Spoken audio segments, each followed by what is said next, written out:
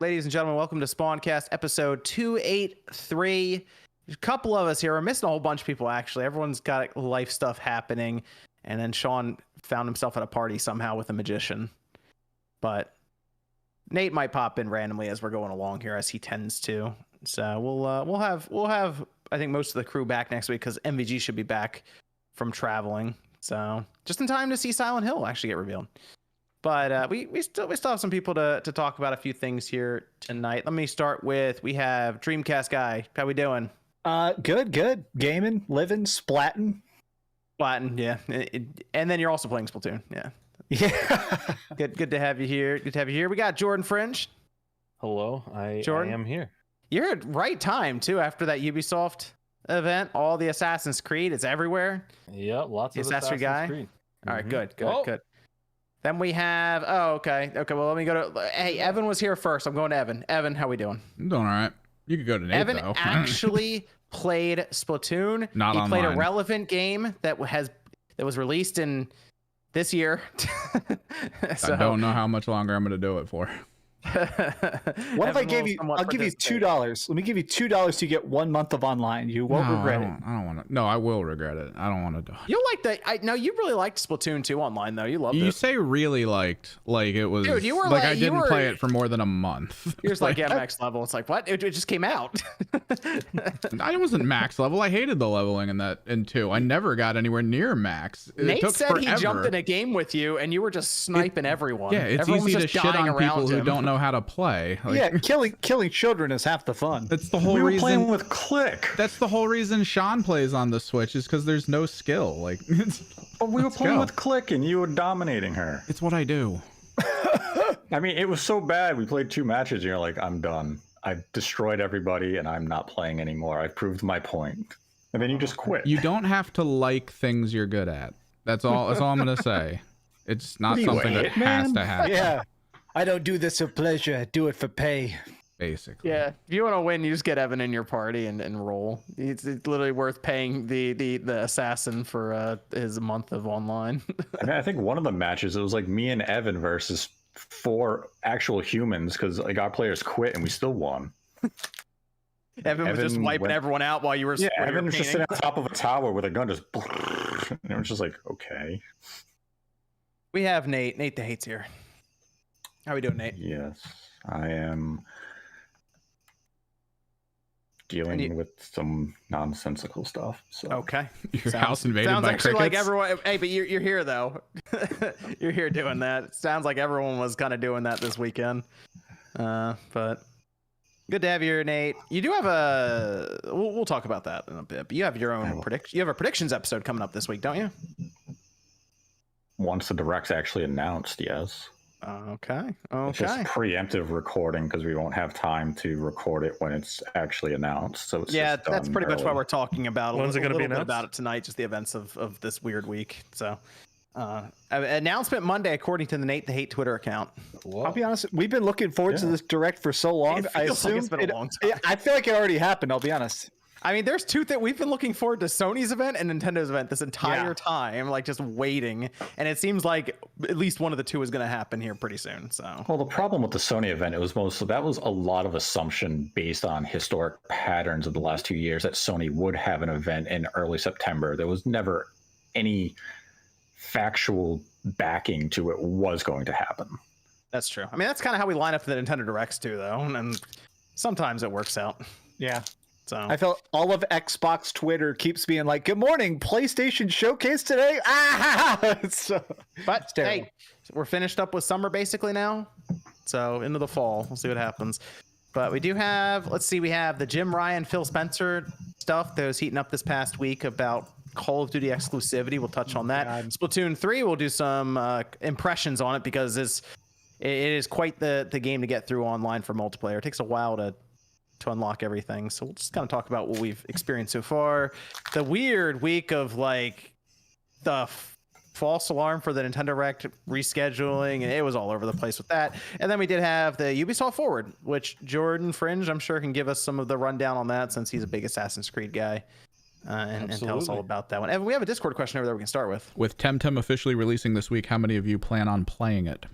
I'm actually going to Yeah, I'm gonna play it. I played it when I get a in chance. early access. It's good. Yeah, it's good. Apparently, the early access. Apparently, it's significantly different now. No, yeah, they added a ton of access. stuff since when I played it, and I loved it back then. So it should be really good. Yeah. So I'm looking at it. I think I might pick it up on the PlayStation. I don't know. So me playing Pokemon on my Switch. It's like if I go to put both on the same system, it's kind of I'll probably do that on the PlayStation or something. See how that works out. What else you got, Evan? Will Symphony of the Night ever port to Switch? They have it in that little collection. I'd like to think so, but I don't know. That seems like it's kind of stuck on Sony's platform for some reason. There was a thing a couple of years ago when Sony had done the Rondo of Blood with Symphony of the Night, is that Konami had to use Sony's build of Symphony of the Night from the PSP. So Sony may have some sort of rights to that specific build, because I think Konami lost the original source code. I believe it. It's Konami. So there might be some legal issues in terms of Symphony of the Night coming to other platforms. Not to say that can't be solved, but just a licensing agreement where Sony gets X percentage of every sale if it comes to Switch or Xbox. But I think that's the reason we haven't seen it come to other platforms in the last several years. They got the pachinko machine source code backed up left, right, and center. But the Symphony of the Night, one of the best games ever made. It's like, oh, whoops. Someone call Sony. Yeah, press delete. Yeah, great. All right, let's. We'll start with the Phil Spencer, Jim Ryan stuff, because this got a little touchy online with Jim Ryan. Who is it just me, or does Jim Ryan need a PR person? Yeah, what's weird is think how many lawyers and stuff probably saw this weird ass statement before he released it, because it's bad. It's very interesting. Like I mean, he just doesn't seem the best at I guess he's really good at numbers in the background, like making the numbers work out at the end. He's not very good at communicating to people, specifically just PlayStation people, like at all. He comes off very, I don't know, I guess cold, straightforward, calculated. I'm not sure, but it's not what we've been used to with PlayStation for how they would normally talk to people. But this was after Phil Spencer had said, he made it public, that they sent a written agreement to Sony promising Call of Duty on PlayStation in parity for several years, that being after the marketing deal, which apparently is like 2 years through 2024. And then Jim Ryan went to games industry with Christopher Dring and said, I hadn't intended to comment on what I understood to be a private business discussion, but I feel the need to set the record straight because Phil Spencer brought this into the public forum. Microsoft has only offered for Call of Duty to remain on PlayStation for 3 years after current agreement between Activision and Sony ends. After almost 20 years of Call of Duty on PlayStation, their proposal was inadequate on many levels and failed to take account of the impact on our gamers. We want to guarantee PlayStation gamers continue to have the highest quality of Call of Duty experience, and Microsoft's proposal undermines this principle. By the way, the agreement was sent over to Sony. This would have been in January. But they would have then, I mean, he's just reiterated it here that not good enough, basically, for that deal. 3 years after the 2 years, that would probably put it basically the rest of this generation, so like 2027 or so. So the PS5 would just have Call of Duty the entire time. So it feels like a lot of the conversation around this is that it certainly sounds hypocritical. Can we all agree that if Sony was buying Activision, the first thing they'd say is everything's exclusive? So it feels weird. They're like Xbox hasn't even said it's exclusive yet, and Sony's already offended. I think going forward, like new Call of Duties, yes. Like Warzone would probably stay where it is because they're doing that with Destiny. But like the next Call of Duty that's outside of that marketing deal, I feel like Sony would be like, yeah, it's PlayStation now. That would kind of be it. But it's interesting because now we're seeing this start to spill out into the public, where we originally saw it from it was in Brazil. Yes, because it had to be translated, where people found some of the language back and forth between Sony and regulators around why they thought Call of Duty should not go to Microsoft, basically. But this is all a publicity stunt by Jim Ryan and a desperate ploy to make this deal not go through. Because every single time they bring up Call of Duty, the only reason they're using Call of Duty is that they have this marketing deal for the next couple of years. This is an important strategy for them to advertise that they have the maps, that they have all this other content coming to the platform exclusively before it comes to Xbox or anywhere else. So he wants to make this the big talking point. I mean, Activision has loads of other IP. Why are those never coming up? Well, they're not as relevant as Call of Duty. But when we look at his statement, he's angry that Microsoft is promising Call of Duty for the duration of this generation. Right. Now, when we get closer to 2027 and the arrival of the PlayStation 6, Sony and Microsoft can sit down and come to another agreement with terms of how this is going to play out. He's preemptively making a big deal out of something that may not be an issue. And it's all to make this deal not go through. And it's going to go through, whether Jim Ryan likes it or not. But this is his desperation play. This is his dying breath to make something happen in their favor. You know, I thought a little bit more about this, the timing and all of this. I almost feel like this is a move on Phil Spencer's part, knowing that Jim Ryan would have to comment on it, because he would have to, as he says, set the record straight. Since basically, if they took the deal, then regulators, there would be nothing that Sony could say, because then they would have agreed that it's fine, we're good over here. Because Microsoft sending out paperwork to try to get everything fixed ahead of regulators is more like a sign of good faith towards that, and trying to work all this out with competitors in the market. So if it got out there that they took the deal, which kind of is what Phil Spencer sort of was like, we sent it over several more years, we're good, right?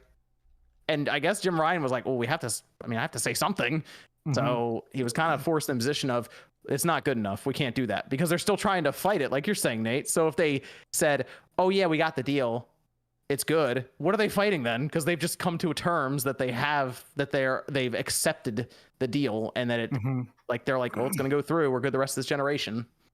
I did a video talking about it. My thought was, and maybe I'm sort of undermining the severity of this, but I think Jim Ryan's just sort of posturing to try and get as much favor as possible out of the Call of Duty contract. It just like, I think they're fine with the Activision acquisition as long as they get to eat too. I think they'll make a lot of money off of Overwatch microtransactions and Diablo 3 sales and stuff. So I think I took that as them saying like, all right, you're going to take everything and put it on Game Pass, which will help Xbox. We just want to make sure we can still put a $60 price tag on it over here. I mean, it's the marketing as well. The marketing's big. That's how Sony did really well during the PS4, is they saw what Microsoft did with the 360, and Microsoft had this weird thing with the Xbox One where they almost got away from games in general. It was very strange. And I guess the Call of Duty marketing just kind of went back up, and Sony was like, we'll take that. And you put Call of Duty logo next to a system, and I mean, the past couple generations, it sold that system. The 360 sold really well with Call of Duty, and PS4 sold really well with it. So I feel like that's kind of, that's something I think that Sony's like really frustrated by, is that the marketing stuff will go away for PlayStation. That really helped them with like the mainstream casual audience. And also it helped hold up their online subscriptions.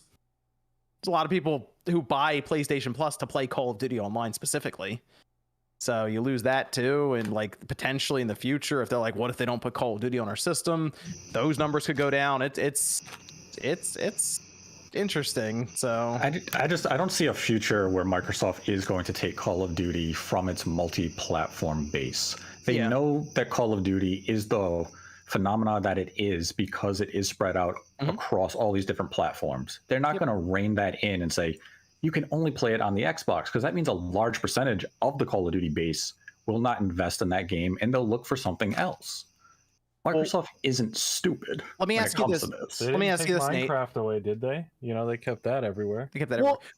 The pushback I keep seeing to I'm not talking over everybody. I see Nate lighting up. Oh no, it's his crickets. Okay. I keep seeing people say they couldn't take Minecraft away, that Minecraft already had like sales agreements and it would have been more complicated to rewrite them. But I haven't seen anybody back that up. I just keep seeing that claim. I could see like them, for example, Modern Warfare 2 gets the remaster treatment for the campaign. I could see them going like, you know what, that's just Game Pass. And just that's it. But like, I think you're right now. I feel like the marketing and the idea that, hey, you can sign up for Game Pass and get this $70 game that has already been set before they even buy Activision. Like Activision Blizzard charges $70 for Call of Duty. It's $70 here, or it's Game Pass here. If you have it, you just download it, and then the marketing, Xbox logo, Call of Duty all over the place. That might be enough. Can't we use MLB The Show as a similar example here?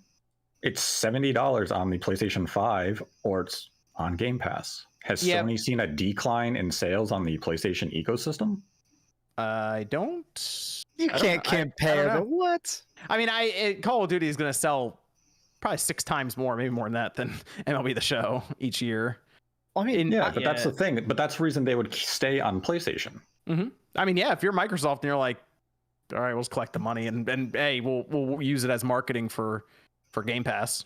Well, I feel like Xbox's strategy has also been make you use Game Pass every day. I think that's kind of their thing, is even for people like us who own all the consoles, if they put that on Game Pass, I'm going to play every Call of Duty on Game Pass. Even if I got a free, even if I was going to possibly buy it, I'm like, no, I'm buying it on Game Pass. Screw that. It's also going to be Game Pass on PC as well. Yeah, hell yeah. So you can play it on PC, just grab it there, then you can go because Call of Duty comes out right now every year. That seems like a good way to just play Call of Duty for fun and then move on to the next one and not have to necessarily buy it. So I mean, that's, I think, what a lot of people would end up doing eventually as they kind of transitioned over to the next generation. I still think Sony is like looking at the PlayStation 6. Like, it sounds crazy because it's so far away, but that's their job, is to plan 10 years ahead. And they're like, ooh, that would be a really tough launch to go up against if they have marketing for Call of Duty and all their Activision Blizzard games next to their Xbox Series SX or whatever they call it. Wait, they might not be allowed to call it that. I don't know. But whatever they end up calling it. So it's interesting. It's spilled out into the public. I just, I kind of just want this deal to get done so we can move on from it. I feel like we've been talking about this thing for years and it hasn't been that long at all. It's just like every little bit of news that comes up, it blows up headlines. It blows up headlines because people want to use it as a fanboy war. I mean, I think the deal's eventually going to go through. Microsoft is betting on it going through, and But why is it whenever I go on social media, all I see is people saying Call of Duty's terrible, it's recycled every year. Why do people buy Call of Duty? And now all of a sudden it's this key talking point for so many people, and they don't even care about Call of Duty. It's just because maybe in 5 to 6 years, Microsoft may make it exclusive, though there is no clear intent that is happening. If anything, Microsoft has repeatedly said that's not their goal. That's true. That's true. Well, I mean, at this point, PlayStation just wants it in writing. Perpetual contract. PlayStation wants it in writing that Microsoft is going to say, for the rest of eternity, Call of Duty can come to the PlayStation console. They're never going to give you that type of assurance. They're playing this generation by generation. In 5 years, we can come back to the table and we can negotiate. Who knows what's going to happen in 5 years in gaming, though? Think about 5 years ago now. Like the Switch had launched and we're like, look at this weird device, and it's now look at it. So you see how 5 years just changes so much. Well, that's the thing. I mean, 5 years, the Xbox as a platform may not be a thing that Microsoft finds viable. The PlayStation Sony could put a new head in charge of PlayStation, and it tanks the whole sector. Who knows what's going to happen? Actually, how old is Jim Ryan? I feel like he's a bit older, so he might in his mind, he might towards the end of this generation retire anyway. Or he'll be removed. You know what? it's always well. Holy hell, he is not that old. He's 56, but that man looks 70. I mean, you still get above 60 and you start thinking like retirement, like in those kind of positions. But yeah, he's gonna Reggie himself. I mean, hey, you get to that position, you're very comfortable, and you're like, yeah, let's go do some book tours and all this and call it a day. So you're right though, Nate. It's possible I mean, who knows how this generation goes? I guess it's always possible that towards the end he gets removed or something. I don't know. I mean, right now, Jim Ryan doesn't exactly have a lot of good press around his name. He really doesn't. Every time, like he needs a PR person. They need to get Kevin Butler back. I know Kevin Butler got fired for the dumbest reason ever. Anyways, they got to hire that guy back. You know what? It'd probably be easier for Kevin Butler to tell people prices on the PS5 are going up with some of those commercials they could have done. Yeah, he was in a TV show and played with the Wii. So yep, he did a giveaway for a Wii in a car commercial, so they fired him. Oh. His contract specifically said you can't hype up other game consoles. They gotta find a new hype man then, and just have Jim Ryan operate in the shadows quietly. What? I'm kind of curious. I wish we knew more about Jim Ryan's credentials because a lot of his public statements are weird. In my comment section, people keep bringing up how he seems to hate retro games. It's like, how does he feel about PlayStation Plus Premium? Like, I don't know. It seems so weird. He's a very good businessman. Seems like he hates PlayStation Plus Premium. That's what it seems like to me. He's given us some questionable game titles in there, was what I'll say. So, Yeah, all 2 of them. yeah. Well, I there's not really much else to say about this deal at this point. It's just it just needs to go through, and it's not going to go through for another 6 to 7 months probably. So it's going to be a whole bunch of this still, because once you get past October, they're not going to sign any deals in throughout like the holidays or anything. That would be they might. I thought Phil Spencer may have been overly hopeful, but I thought he said it'd be closed early next year. It made it sound like January to me, but maybe I'm smoking crack. Well, they have until like mid next year basically to get it through. So yeah, and they're going to do a lot more of these type of investigations, because Sony's going to say, look, this is a monopoly on this IP. We want you to look into it to make sure there is no, collusion, there's no interference. So Sony's going to continue to try to put up speed blocks to draw this out as long as they can. Yep. Hey, who knows? Maybe FC tries to block it. Microsoft sues, that we go to court for discovery and see all kinds of cool stuff. Yeah. Show me that PlayStation 6 prototype. Yeah. Let's go to Evan for a Discord question. What's more hollow, the PS5 revision or Jim Ryan's heart? Oh man. Well, Is that X Trash Lost or whatever the hell? Or the? That's a good one. Oh man. That was good. You have another one, Evan? With all the No, press Jim on, Ryan. no answer. You're going Jim Ryan. All right. With all the Yeah, press on Sony and their revisions to the PS5 since launch, has Microsoft done anything to their systems with the internals? Oh, that's a good question. I don't know. The Series X, I don't believe has gone through a ton of revisions or anything yet. It's kind of still the same. There's been no reports of any model number change at retail, so I would imagine not. Yeah, it's just Sony's been moving the PS5 around a lot, trying to shrink down costs. Yes, so they over-engineered that thing from the start, though. They put, I think they overshot it. Which after the PS4 Pro, I don't blame them, because that was not great. And then of course they did it right before a lot of material and component costs shot through the roof. So they're trying to dial it back. But I think they may have moved to a smaller fabrication with this new PlayStation 5, which is interesting because we could actually end up seeing a PS5 Slim in like a year or two then. So I'd like to see that, though. I think that'd be cool. Let's go to Splatoon 3. Okay, I picked it up. Max, you got it. Evan has it. Jordan has it. Nate didn't pick it up. Nope. You played the Splatfest, though, didn't you?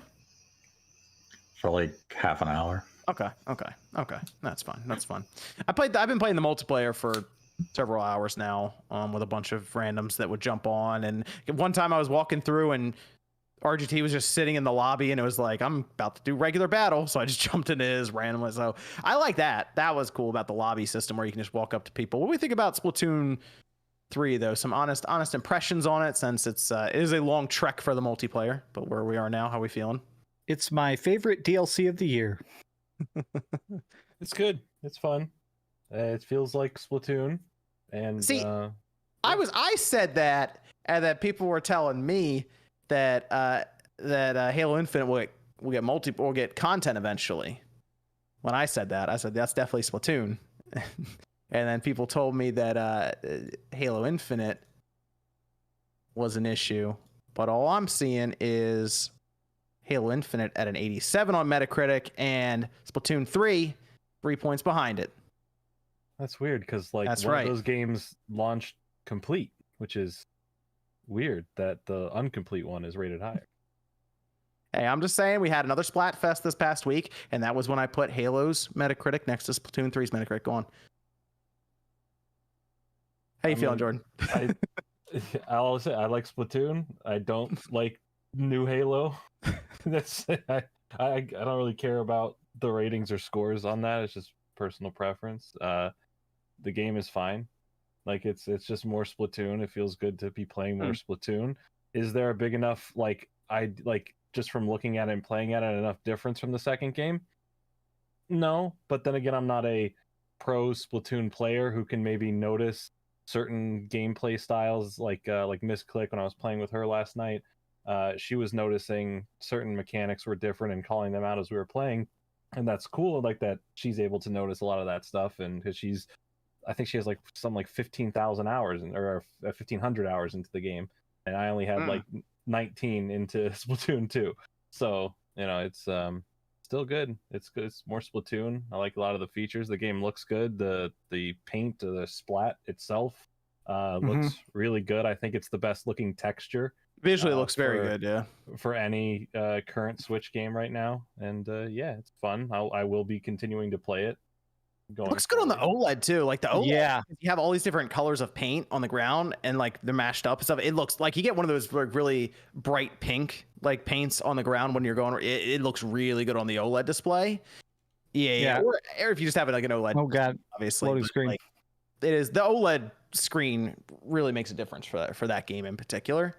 But I do like a lot of the matchmaking stuff that they've set up. Being able to jump in and out of games with friends is the orange looks That's nice insane. I love it.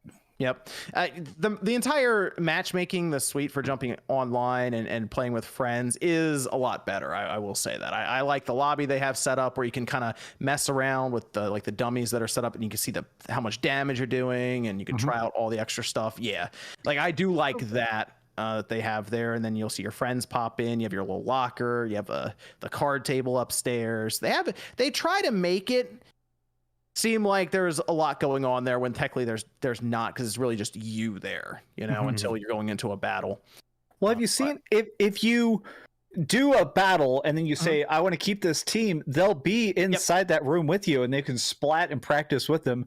I think my favorite thing is, but my thing always with Splatoon 2, because Splatoon 2 is my most played Switch game, is it felt like every time I picked it up, you'd have to sit through that stupid explanation of the maps and all the news updates. I like that this feels much more pick up and play. It's cool that the second you pick it up, you can literally just be in the lobby. It doesn't stop you. Sometimes it'll say something in the corner, but I like that you can just go straight into a game. You can splat and do your like equipment even while it's setting up the next match. I don't know. It's much faster when it comes to like the time between turning on my console and splatting bitches. Played the single player. How is that so far? I love it. I think Evan's a little bit further than me, but I like it. It's not as good as Octo Expansion, which is one of the weirdest things. Octo Expansion is just huge and puzzle focused and fun. It feels weirdly downgraded from Octo Expansion, which is not even that much of an insult, because Octo Expansion is just like some of the best DLC I've ever played. So a step below that isn't really a big shock. But if it's the same studio, I don't understand how it's not better or bigger. It's shorter. What are you doing in the single player, Evan? I'm just on one of the islands, just tearing through it. They have different islands and stuff set up. Yeah, and they give you different tools to solve. It's just a problem solving thing. It's a tutorial where you kind of have to prove that you're good at what they're showing you to then get further, but not always. Like you can skip stuff, you can get around things and not really care. But and then there's an occasional boss fight, which is just a basic puzzle. Okay. Yeah, shoot their hand back at them and kind of stuff. Yeah. Okay. All right.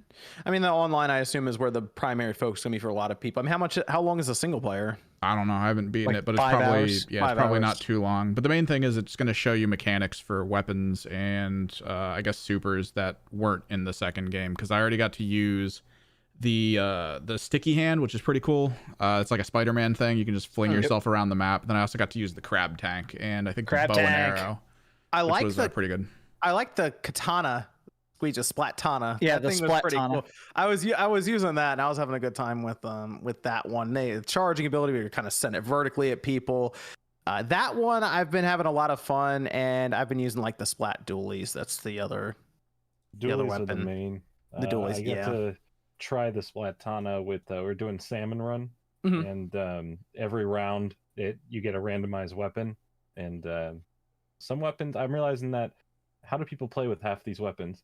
They're just like awful to use. I will tell you when I'm playing, I usually run into people who are just using the same weapons like all the time. Like I tend to see the aerosol thing, like the air spray one. That's what I've seen Sean, and I think I've seen Wood use that like every time. Like they never change off of it. I only use it. I love it.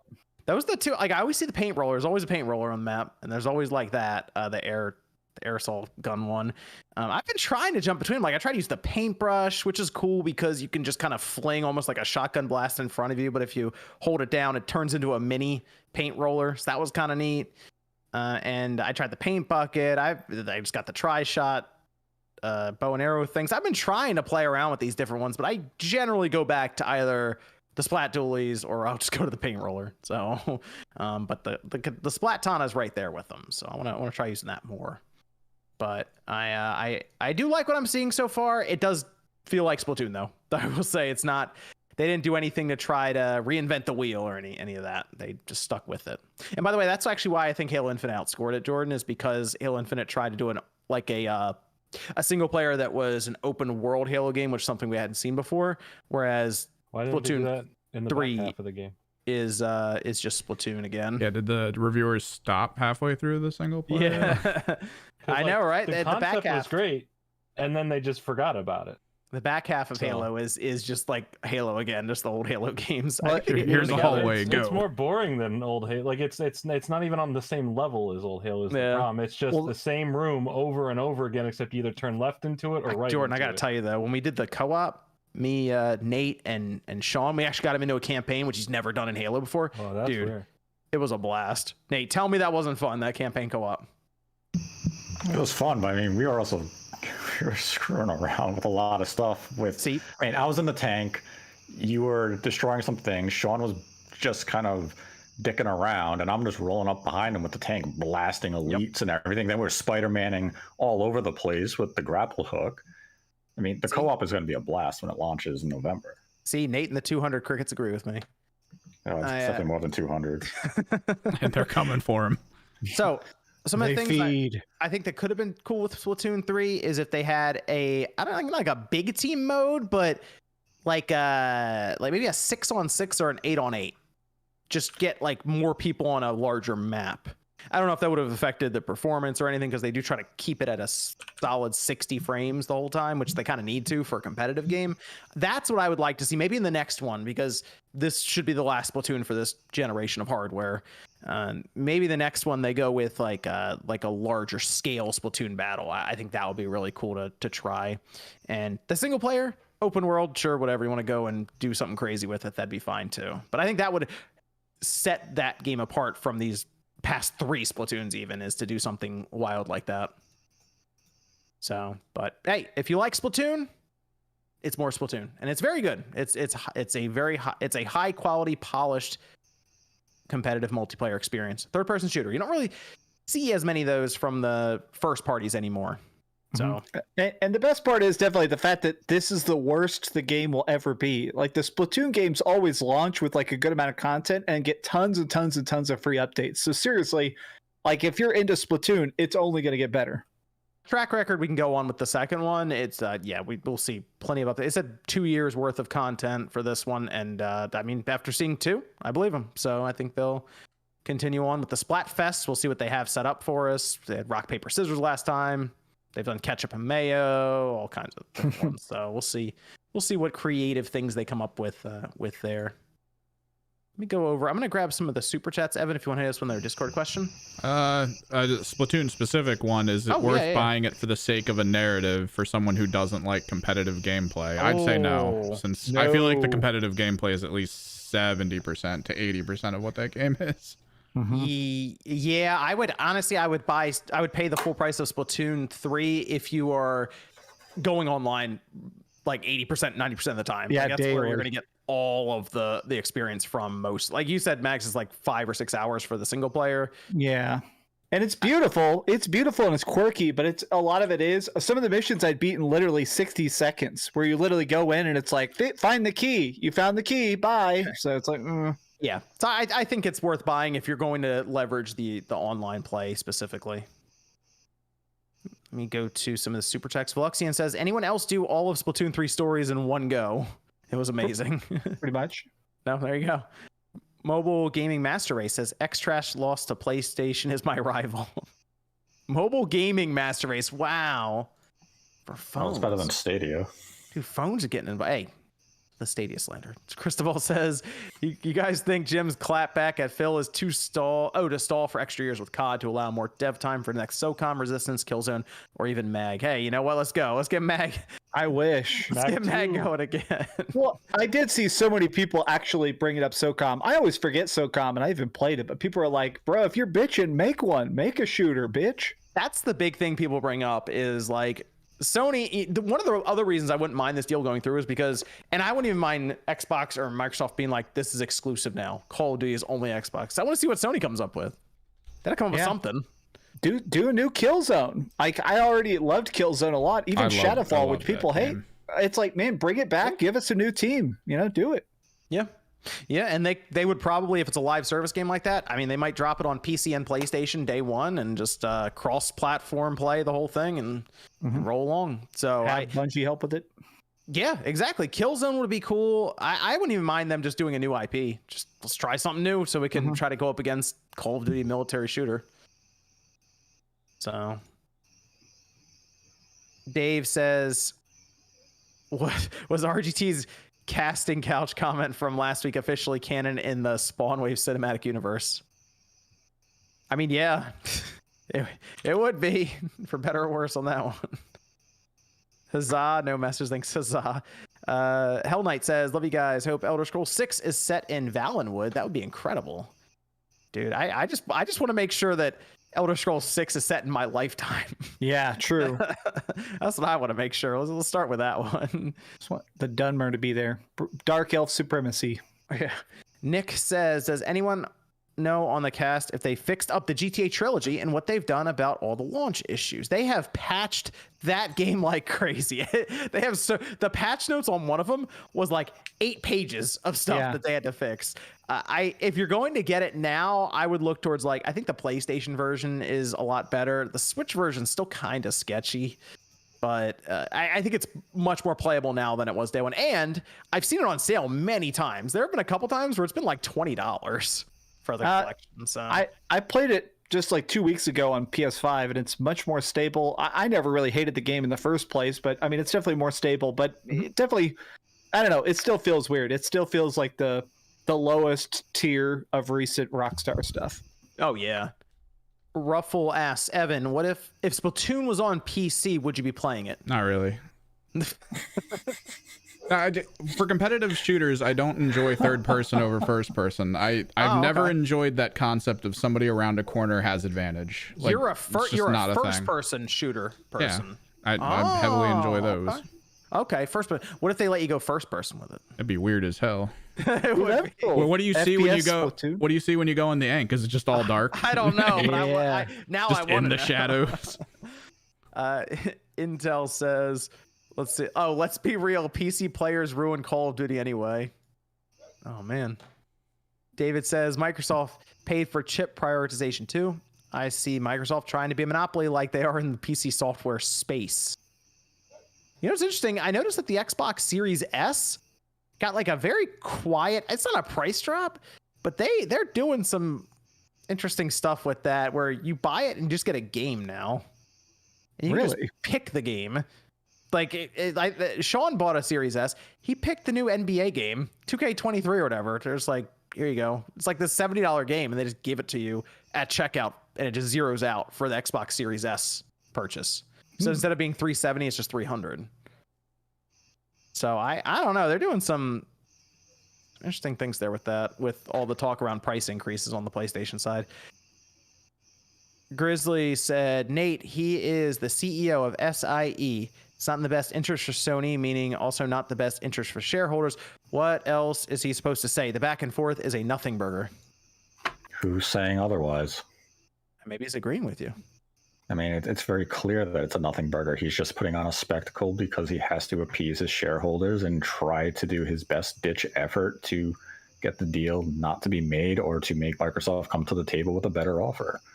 We know this deal is going through regardless, but Jim Ryan wants to try to look like the good guy to his company and to his fan base. I mean, it's always been a nothing burger. That's why when it's continually sought after and people continue to go to the well to make a fan war out of it, it's stupidity.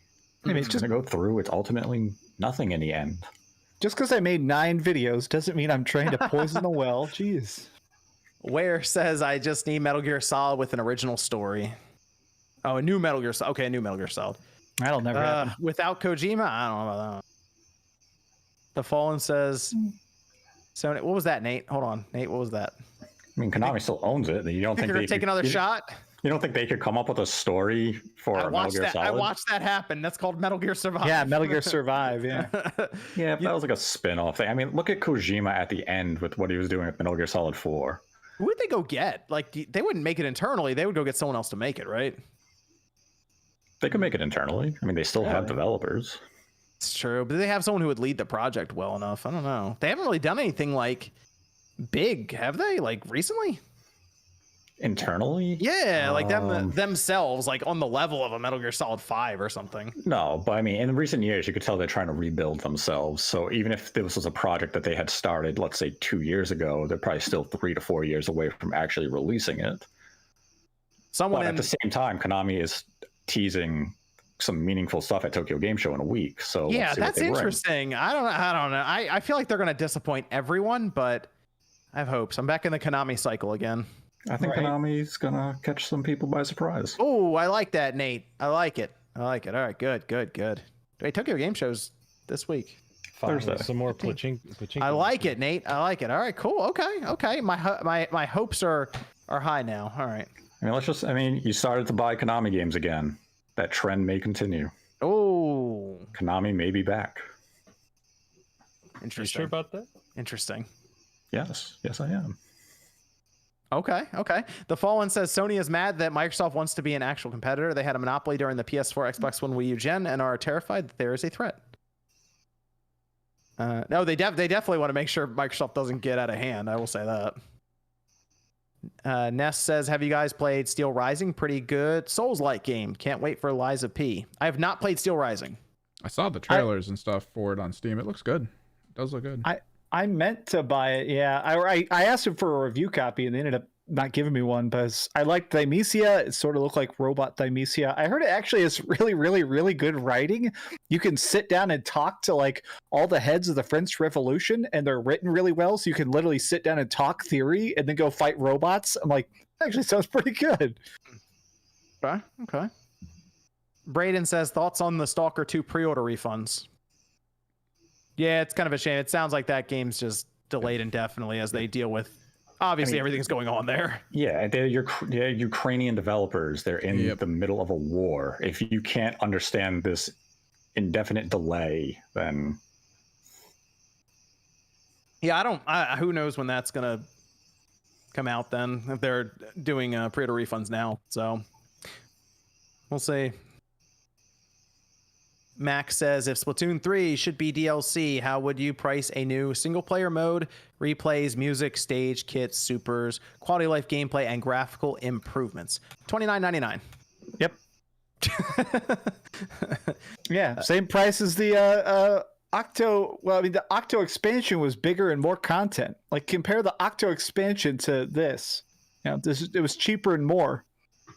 Well, I think they wanted to refine the online play a bit more with the lobbies and all that stuff they have set up because because Splatoon, I kind of feel like Splatoon 2. I mean, there were a lot of games. Splatoon 2 had online issues. Yeah. The first year of the Switch, I mean, those games started development during the Wii U, obviously, right? The Wii U generation, duh.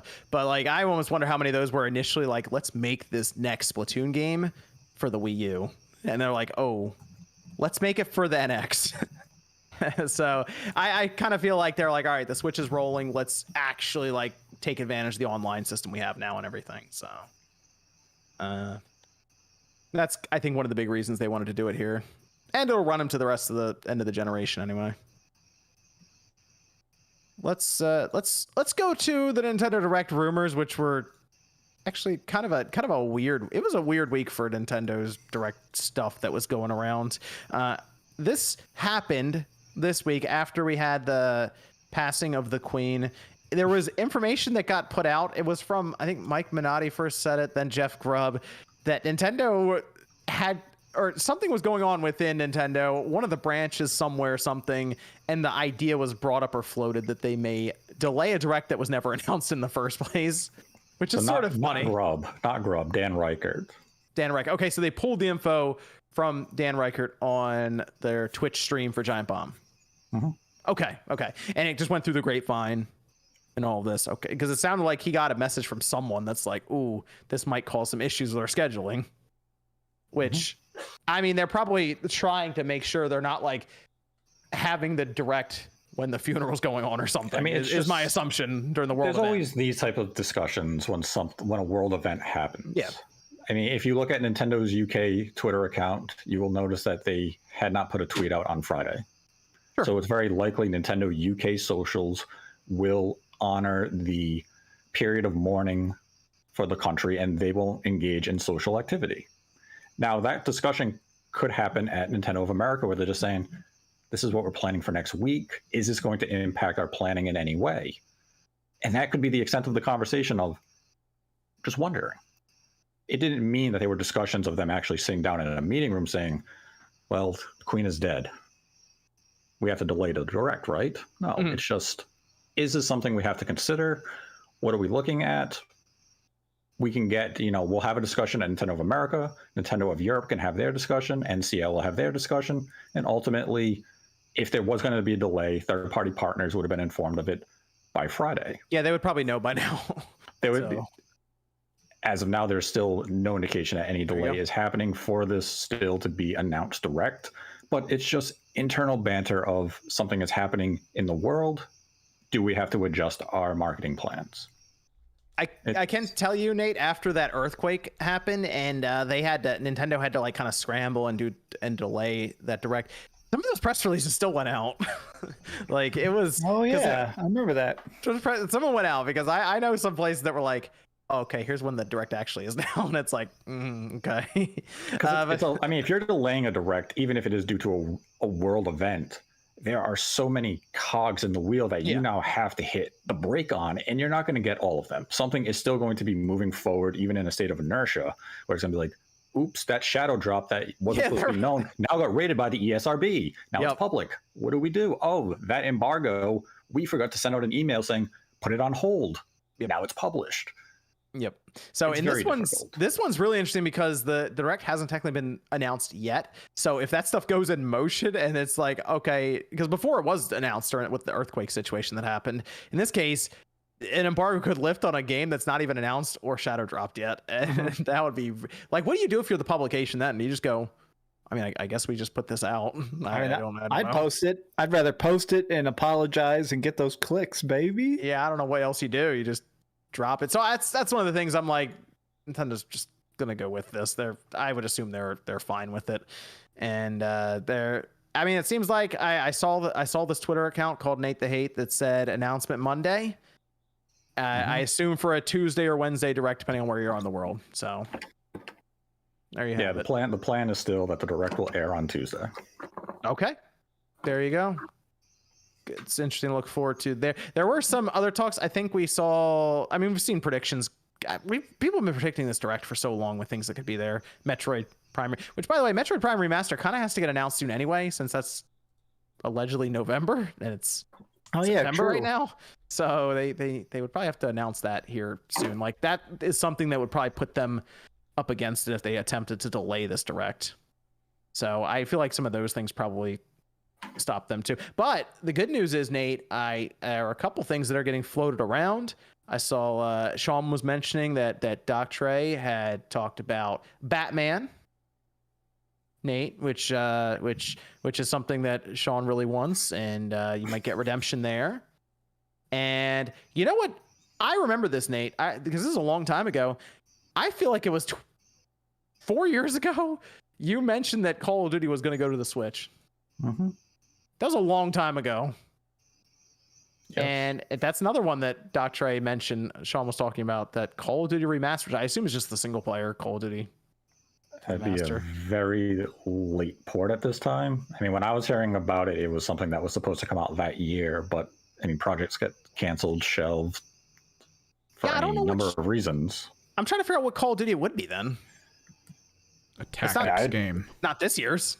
I'd be surprised. Why would you bring Call of Duty Modern Warfare Remastered to the Switch now? Are you really asking that after we saw Deadly Premonition get ported alongside Deadly Premonition 2 getting announced. Yeah, but that at least made sense. They had a sequel, so what is this going to lead to? Well, what if COD Remastered had the multiplayer? Because remember, the campaign was all we got. What if we got the COD Remastered multiplayer, which they have already remastered as well? They just sold it separately as part of, it's like a pre-order bonus for Advanced Warfare. I think if they came out and said, I feel like the marketing could be like, the triumphant return of Call of Duty to Nintendo. Put down that controller and stop splatting in your friend's mouth. It's time for Call of Duty. I feel like they would want to look for a Call of Duty that they would feel comfortable bringing over because the file size is out of control for this game. So that's probably the biggest thing that has to take into account. I mean, they put it on the Vita at one point. It wasn't great, but they did it. So they could put something on the Switch. It's just, is it going to be an 80 gigabyte download? So I hope not. Yeah, but that's what I'm saying. How big is Call of Duty Mobile? That's what I should have looked that up. I think it's like 10 gigs. Okay, if anyone in the chat has the file size for Call of Duty Mobile, maybe you have it on your phone now and you can look.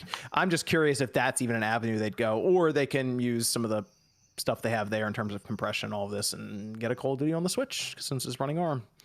But that caught my eye because I'm curious, why now for Activision Blizzard? I mean, if that happens, it'd be a cool announcement. I mean, I'd be very surprised if it happens, so I would welcome the surprise, but I would definitely approach that with a little bit of caution. Yeah, I don't know. I feel like we've had Call of Duty that's been predicted at so many directs. Like, so I don't know. This I'll believe that one. I see it. Saw someone in the chat mention or ask if this is like an actual direct, not like a partner showcase. Yeah, I believe this is a general direct. You wouldn't start announcing first party stuff otherwise. So, but exciting stuff. A bit of a scare there online. Expecting Metroid, expecting GameCube stuff apparently. Expecting Wind Waker, Twilight Princess. Hell yeah, brother. Yeah. Maybe Kid Icarus I think would be cool, but now we're just like, just announce everything Nintendo apparently. Is Pikmin 4 finally gonna be here? Yes. Oh, it was 95% done 5 years ago, Huh. so any minute now. We have to ask that question every time a direct comes up. Is Pikmin 4 finally getting announced? Because Pikmin fans been waiting for a while. Nate, you should just stay silent on that one. Just never answer. No, make them Pikmin 4 gonna show up. Pikmin 4. Pikmin 4. There's a lot of stuff that's rumored right now, so kind of just pick and choose. I mean, F-Zero is the other one that's like heavily rumored. And you know what? I hope they announce it. I hope they drop it. I hope it's F-Zero GX. Whatever. Just put it out there. Also, it's probably gonna be full price of $60. I gotta see the reaction on that and on Metroid Prime Remastered. I need to see the reactions. I want to go ahead and Photoshop. My thing is, man, they better bundle together those classic Zeldas if they exist. If they charge me $60 for Wind Waker, I'm making an angry video. Hey, Nate put that out there. He put the energy out there for $60. I just put out the question. $60 SKUs on that. I just put out the question if people would be upset with it. Yeah, And but now if it a lot happens, of it's the your responses fault. were, why wouldn't I pay $60? It's like, okay. Really interesting. Do you have a lot of simps on your timeline? For those, but like, didn't Wind Waker release? Wasn't that a $50 game on the Wii U? Yeah. Yep. Really? Do you think that would be weird? And I even as I framed it was, you're getting no enhancements from the Wii U version, and people were like, yeah, like, why don't you think people would accept that? And others would say, why wouldn't you think people would get mad at Nintendo? Everyone was mad about 3D All-Stars. I'm like, what timeline were you on? Because I saw a lot of defense for 3D All-Stars being a 3D All-Stars was cool. Yeah, but people were defending that it was a timed release. Oh no, that's They're like- weird. and people were saying to me, that never happened. I was like, okay, because Yeah, my videos go through don't the exist. timeline and find it for you. But The timed release thing was weird. The idea of it was cool because it's like, okay, those are 3 good Mario games and on one cartridge. It's all there on a cartridge. That's great. If they did that with Wind Waker and Twilight Princess and both Oracle games, we're in. That's all it takes. what if they made Twilight Princess and Wind Waker a bundle and it's only available for 6 months? What if they do that and it's $70, like Sean was bringing up, and they take a shot at a $70 price point? And it's only available until the end of March? That's the stupidest. Y'all- Man. Don't even put this energy out there. And fucking Nintendo's over there taking notes. Like, how can we fuck people over? And they do that thing where on the spine they put like a gold stripe just to mess with your collection. Yeah. And I'm sure OJ will tell me how it's the best deal ever if they sell it for like 30 minutes. They put a Triforce on like that spine just to stick out of your collection. Ugh. Like that. What's that Darksiders? What's that edition that's like they printed it on like black and gray paper and it like just does not fit into your spine collection, or like the Labo box. I got the European Final Fantasy VII collection for Switch, and it's slightly discolored, and I hate that I have the black spine Smash Bros. Ultimate. It fucking annoys me sticking out on my shelf. I'm telling you, they're gonna something about that. It is that moment of like, what's that, the paw where you wish for it, and it's like, okay, you're good, but it's 70. Paw. Yeah, where you wish for like, oh, I wish I could play Twilight Princess and Wind Waker portably on this thing, and like the one finger goes down, and it's like, here it is for $80. A lot. I'm very curious to see how Nintendo approaches that. And is that something that just comes out this year then? Like their yearly Zelda game, they dropped that into like October or something? Might as well. I mean, it's still a big if. There's no guarantee that these games are even in the direct or coming out this year. Positive this stuff's gonna be here. It's very interesting. They're like, oh, Wind Waker, Twilight, it's definitely there. Yeah, Sean made a video. Sean made a video called 100% Here Comes Zelda. Did he really? No. I'm fucking gaslighting his dumbass. I mean, you say it enough times, it'll eventually. Yeah, it's true. It's true. He's Jeff, drunk at a party. Jeff seems pretty sure it'll be there, along with Metroid Prime Remaster. No, that was Mike Minotti. Mike Minotti said it was 100% going to be there. Jeff said, I'm not as confident as you, but it makes sense. Interesting. So there's definitely a big distinction between those two. Interesting. Okay. I think it's gonna be fun. So Monday announcement, Tuesday Direct, 40 minutes.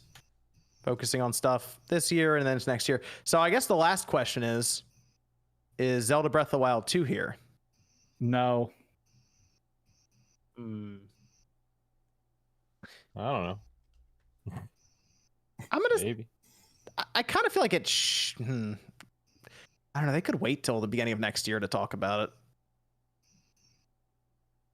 Kind of feel like you should talk about it here because it's like it's supposed to come out spring next year. But they could legitimately wait till January to do a direct, and then Breath of the Wild 2 closes out and it's coming out in April or something, or May. Well, that's the thing. I mean, spring, if you want to go literally, is until June. Oh, Splatoon 3 came out in the summer. Technically, it did. Friday. It was yesterday. So technically, it did. They might release Breath of the Wild 2 in the first week of June. Spring. Yep. So they could do that in January or February and be like, oh yeah, Breath of the Wild 2 is in June. Here it comes. So, okay. Well, if not that, Metroid Prime 4. Yeah. Metroid Prime 4 has to be there. It won't be, but I love to cheer for it, baby. Well, hold on. Metroid Prime Remastered's there. People are confident on this. Is it? That's what I keep hearing. From who? The Metroid Jeff Grubb is going to shave his head if it's not there. Oh, that's a big commitment. Did he say that? Yes. Where's making shit up? This is the fake news podcast. I feel like he did. I think he said that in one of I know there was something that Mike has to shave if there was no direct. I thought he had to shave his beard. Just one eyebrow. Yeah, Mike has to shave his beard if there's no direct. I thought Jeff Grubb said something about this too. I mean, we could shave Jeff Grubb's hair off. I might look forcibly just show up in his but house. He might be like Samson. You're going to take away all his power if you shave his head. I'm willing to do that. More powerful because of it. I kind of feel like that Metroid didn't happen for Samson though. I feel like Metroid Prime 4 is the closeout. That's how you do it. You hit us with the CGI trailer, no gameplay, of course. That's it. And just Metroid Prime 4 hit us with the year 2023. New logo in space. And that's how you close. Yeah, exactly. That's how you close it out.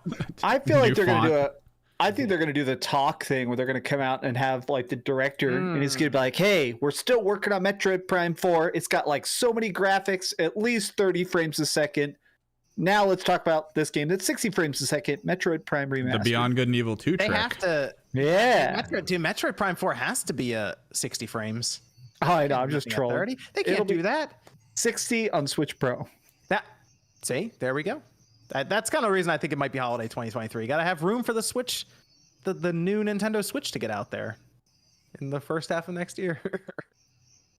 This should be fun. It'll be good to see. So we're gonna have Nintendo Direct, then we're gonna go into Tokyo Game Show where Konami's gonna steal the whole thing, and then we're gonna go into the Sony show in the end of the month, maybe. I hope so. Yeah, so it should be a pretty busy month. 20 days since we're a third of the way month already. So, and then the games begin. Exciting stuff. Evan, we have Discord question over there. Is it normal that pre-orders for Persona 5R on Switch, Xbox, and PS5 are not live yet? I mean, it's still over a month from release, so. I think they're looking to get the special edition, so they're wondering what the hell is up with that. Oh, is it the digital edition? Like a I don't know. Okay, because I know we have the file size for Persona 5 Royal on the Switch, which is actually I think lower than people were expecting.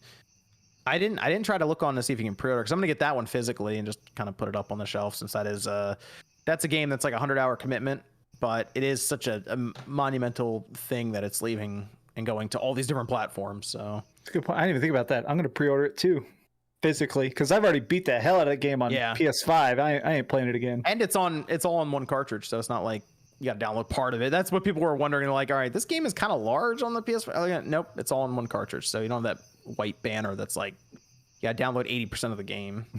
But otherwise, I feel like it should be going live next week or so. Then, if that's the case, usually they give you like 30 days. You got another one, Evan? Thoughts on if Hello Games maybe set a dangerous precedent in the development world, making other companies making other companies possibly push out unfinished games in hopes to turn it around. Oh my gosh, because we're hearing about Cyberpunk. Cyberpunk had its DLC that was shown off for next year, and it's a big story expansion. People seem a lot happier with Cyberpunk now. I mean, it's nowhere near where it should be, but they do keep doing stuff to it. Well, and I think for Cyberpunk, I think it helps that they were selling that game for like $7. So a lot of people picked it up for cheap and it keeps getting patched. So it's like, oh man, this cheap game is now worth like $40. I don't know, because I feel like we hear about the ones that turn it around, but then there are some that just get absolutely crushed and never recover. Like, it just never comes back. Hundreds, yeah. I mean, there's literally hundreds of games a day that come out that have an online component and fall apart. That even if I said their names, you would remember the hell. Like David Jaffe's game, or I don't know. There's so many games that just insta die. That was Lawbreakers, right? No, Lawbreakers. His was called Drawn to Death.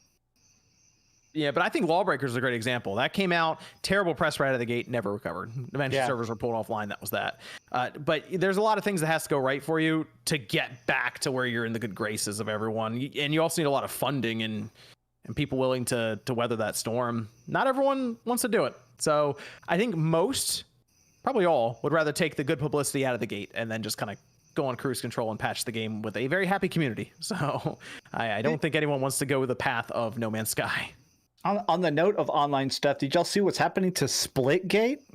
Yeah, they stopped development on it because they want to make the next one. New one. Yeah, that's so interesting because I met the developers at PAX South. They were super nice. They let me play it. It's Halo with portals, and apparently they like cobbled that game together. And so like, all right, the game has made so many millions of dollars. We have a real dev team now, so we're just going to remake the game. We have to stop dev on Splitgate 1 to make Splitgate 2. Yeah, they're going to Unreal Engine 5 and everything too. Yep. Yeah, and honestly, that game is great. That Splitgate 2 is going to be awesome. It does kind of look like a game where you're like, okay, this looks like they tied it together with some shoestring, you know? Yeah. I kind of get that one just based on what I was looking at, because I downloaded Splitgate on the Xbox and played it a bit, and yeah, you're right, Max. It's Halo Unreal Tournament with portals, but the guns didn't have a lot of punch to them, and you couldn't really tell you were hitting people half the time when you were shooting. So like I can understand why they're like, all right, this is working, the concept's good, let's go back to the drawing board. So, but that means in a couple of years, I guess they should have a pretty good version of Splitgate out. So there you go. You have another one, Evan? What game disappointed you the most? Saints Row. Were you expecting a lot from that game? When we first heard about it, before we saw it, I was hopeful because we're getting a Saints Row reboot. And I'm like, all right, this is good. And they showed the trailer, and I was like, oh no, it looks like Starbucks made. I go back and forth on this. I recently tried to play a bit more of Final Fantasy 13. I keep trying to run through that again. And Final Fantasy 13 is still such a weird step where Final Fantasy 14 is great, Final Fantasy 12 is great, and then there's this weird crater in quality in the middle. I was all right with 13. Nah, man. I just don't like the naming sequences. If everybody wasn't Lassie and Falsey and Cocoon and Pulse, if people had like normie names, I think that might have helped it a little bit. Yeah, like Cloud. Yeah, Cloud, a totally normal human name like that. Or Sephiroth. Yeah, normal name. Normal names. I was all right with 13. I don't know. You just had to get 25 hours in before it got started. Yeah, once you get all the characters powered up, and the game opens up, and you're like, "This is great." Once you get your lesbian motorcycle, that's still one of my favorite canonical. That blew me away when I saw that animation. That was ridiculous. What's happening? 69 and then fucking floor it. That was a pretty ridiculous summon, I will admit. We have another Discord question. I mean, we can get through them, I guess. We have someone looking for the Dialga and Palkia DSi online, but he's worried about buying a fake. Is there a good method for making sure you're not about to buy a fake console? There's only so much you can see through those images on like eBay or something, because you can buy aftermarket like shells that try to mimic it. It's so hard to do though, like to tell if it's original or not unless you see it in person. I would suggest only buying those things at conventions if you can help it, because you can see it in person and you can kind of grill the person who's trying to sell it to you at these booths. Or if if there's retro game shops and stuff like that. That's where I found mine a good while back. Then it's legit. So We'll go to some of these super chats here before we move into the Ubisoft stuff. Minato Mario says, Dreamcast guy has a point. A weird point that is, but it does make me curious and excited on Splatoon 3 DLC expansion. And then Zuck asks, this is from Max. The Saints Row 8 out of 10, The Last of Us Remake 9 out of 10, Cyberpunk 9 out of 10 on launch day, but Splatoon 3 not worth it. Let's hear your defense, Max. Okay, well, so that's why I didn't score my review of Splatoon 3, is because I had fun with it, but obviously Splatoon 3 feels a bit more games as a service, but in a positive sense, since the Splatfests and the art and the community is part of it. I don't know. I still enjoyed my first playthrough so much of Cyberpunk. I gave an 8 out of 10 to Saints Row because, man, did me and my girlfriend at the time get drunk as hell and do every single minigame in that.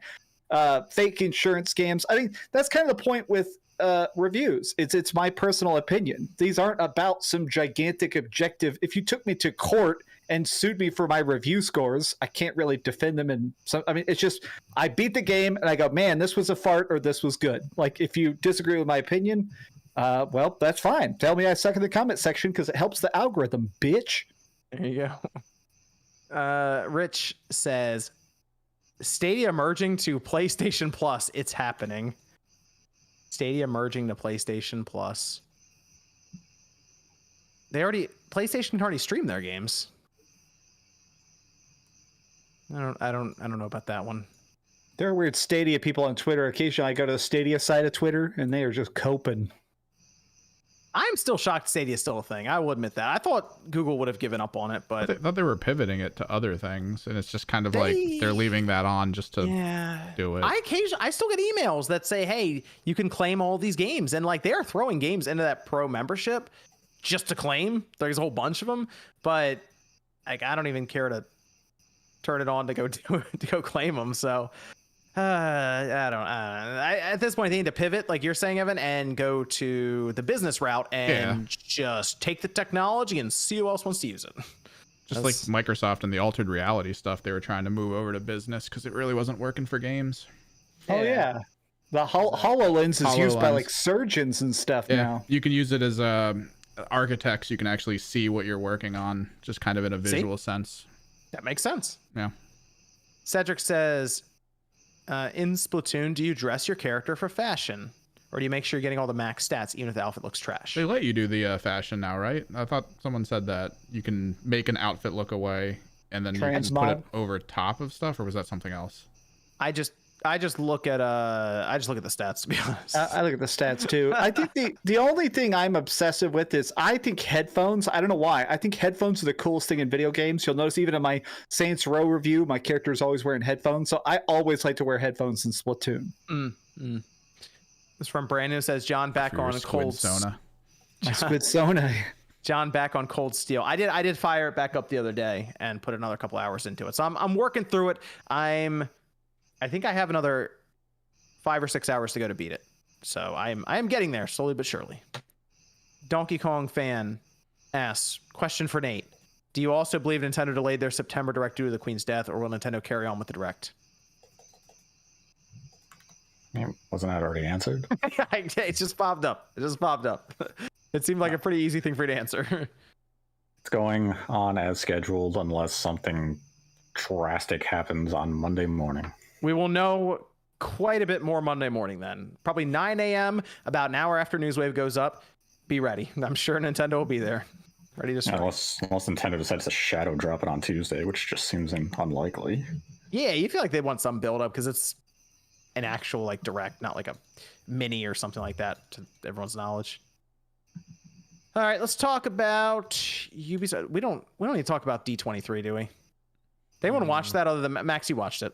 I did. I watched it too. We can comment on it very quickly. It was weird. Jordan, you get a chance to see it at all? I mean, I've been watching all this stuff from D23. Okay, you did. You saw the game showcase. Yeah. Okay, Nate, did you see the game showcase? I saw the new Mickey game, and that's it. Okay, great. I did watch it. It was a very strange thing because they rifled through announcements like I've never seen before. Yeah. It was incredible stuff. I mean, they were on to the next thing immediately. And they didn't even like they talked about that Gargoyles remastered game, and they showed footage from the original one. Yeah. And that was it. And they just kept going. And I was like, oh wow, okay. They started tried to count off. They showed like 25 games in 22 minutes. It was like some of those games were literally on screen for like 40 seconds. Let's see. Tron Identity. New visual novel based on Tron. Disney Illusion Island. That actually looked art. That was one of the highlights, I think.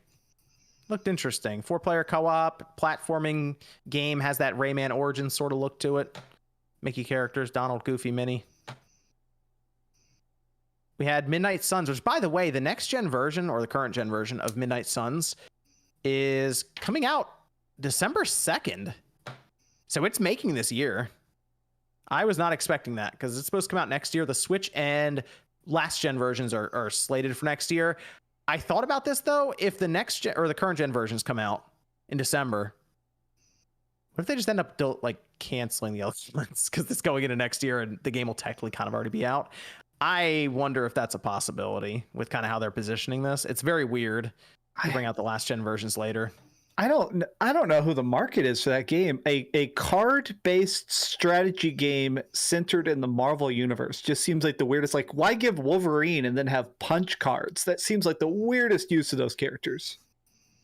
Curious. I liked Phantom Dust for what it was. This is basically like Firaxis coming in doing a Phantom Dust thing with tactics and no way. And I'll give it a shot. I'm curious. I love Phantom Dust, man. You can't bring that up. Phantom Dust is good. Phantom Dust is fast. I'll give it a shot. This is then we had Marvel Strike Force and then Marvel Snap. So some mobile games in there. Those 2 mobile games so far. We got to count these up. 2 mobile games there. Then we had Aliens Dark Descent and Avatar Frontiers of Pandora. They legitimately just reminded us that they exist. I didn't get anything else out of that. Yeah, okay, thanks, Nate. Then we had Lego Star Wars Skywalker Saga DLC characters, and they're doing a whole other edition this holiday. So they're launching the game twice in 2 years, basically. They showed new Return to Monkey Island featurette. Okay, so they just reminded us that's coming out in a week. Gargoyles, it's getting remastered treatment. Pretty cool. They say that Super Nintendo title in this article on Collider, that was definitely a Sega Genesis game. Yeah, it's Sega Genesis. So get on that Collider. Hades and other Disney villains announced for Disney Mirrorverse, another mobile game. That's 3 mobile games. Okay. Monsters Inc. That's coming to Disney Speedstorm. Toy Story World coming to Disney Dreamlight Valley. open world MMO Avatar FPS. That's for mobile. Fortnite, baby. Fortnite. All right, so this was, I guess, okay, then we had Marvel World of Heroes. That's from Niantic, who did Pokemon Go. That's 5 mobile games in the entire presentation. It looks like it's AR-based mobile game. So we'll see how that works out. Actually could be kind of cool, I guess, because Pokemon Go took off as much as it did. I don't know, maybe that could do something with the Marvel license. The big one, though, outside of, I guess, the Mickey Mouse and Gargoyle stuff was an untitled Captain America Black Panther game. This is set in World War II. It's from Skydance New Media. That is Amy Hennig's studio. So this should be like a narrative-driven single-player game, I assume. I don't really know what to make of this from what they showed, because it was very, very little. I was not expecting that. This was leaked out earlier in the week. I was not expecting them to go in the direction of Black Panther, Captain America, World War II. I liked the little tiny tagline of 2 worlds, 1 war. I thought that was kind of interesting. Well, of like 4 heroes, 2 worlds, 1 war. Like that's okay. That's a good tagline. Yeah. And I think it kind of, I think part of the point of this is it does seem like they're trying to already expand the scope of the Marvel game universe and be like, oh, there's all these extra stories we can tell that connect to other stuff if we want them to. Yeah, I think it's a cool idea, cool concept. We'll see more whenever they eventually, show something other than whatever teaser that was. But it's a cool concept. I think it's cool to put 2 characters like that together and have it be an older. It's T'Challa's grandfather. So it's a different Black Panther than we have currently. And I don't know. I thought that's a cool idea. So it was. I mean, they first announced the partnership, I think, last year. So this is going to be a little while still before this one comes out, but it's interesting. It's different. Like I said, I wasn't expecting it, but I'll pay attention to it. And that was D23 Gaming Expo. Oh, they showed a sizzle reel at the end, which put all the games that everyone wanted to see in it, and they flashed through that in about 30 seconds. So everyone who wanted to see Spider-Man 2, or you wanted to see Wolverine, Kingdom Hearts 4, they were there. So there you go. All our predictions were right. Yay! Any other comments on D23? Bad. It was an odd presentation is what I'll say. Evan, do we have any Discord questions about Ubisoft Forward? I assume we don't because that just happened. No, just a Jeff Keighley question. Oh, good. Ask us that one real quick. And then we'll move into the Do we Ubisoft think stuff. he's finally going to create a best remake or remaster category for 2022? I feel like he needs to at this point because we see remasters and remakes constantly. So yeah, he should. Like that. I think that's something that people were recommending to him quite a bit after last year's Game Awards. So I mean, we got like Last of Us. I assume would probably win it this year, unless there's something I'm just not thinking of off the top of my head. Pac-Man. Hey, I've been playing Pac-Man. It's not bad. What is it? I still Not don't as know. bad as I thought it would be. You're right, Jordan. It's all right. It's Looks not like awful. it looks like it's just a definitely platformer, $30 right? game. It's definitely a $30 game. It's definitely a $30 game. It's based on the PS1 Pac-Man world. Yeah. It's fun. Yeah, that's where I'd leave it. It's built on Unity. It's a $30 game. There are some interesting concepts in there that I forgot about from the PS1. Like some of the bosses are all right. Some of the level designs are interesting. But don't go into it thinking you're getting Mario Odyssey or something like that. But it's not bad. Not bad. Yeah, I hope so. He needs to do that because there's always the conversation of should this remake or remaster be in the Game of the Year conversation, like what we did with Resident Evil 2 remake. So Would they still make the Game of the Year though? Like if there's just not enough in a year that's worthwhile, would they just be like, all right, let's just put it in Game of the Year? Fuck it. I mean, they deal with that with fighting. Game of the Year is so clearly struggles every year. The fact that we had Jump Force in there one year because they just couldn't fill the category. So at this point, you have it, I think, if there are enough of them, and then you just kind of bypass it if there aren't. That's really all we can go with. So let's go to Ubisoft Forward. This just happened actually a couple hours before the podcast started, so this is still kind of breaking in general with any additional information that came out afterwards. But this was Ubisoft's event, and a lot of Assassin's Creed. A lot of Assassin's Creed. The but 15th anniversary. Okay. Yeah, isn't that weird? I didn't even think of that. It's been 15 years since Assassin's Creed came out. Isn't that crazy? I remember when it came out on the 360. It was this very interesting looking game because I think I was working at GameStop at the time. It's this very interesting looking game, and it's evolved so much.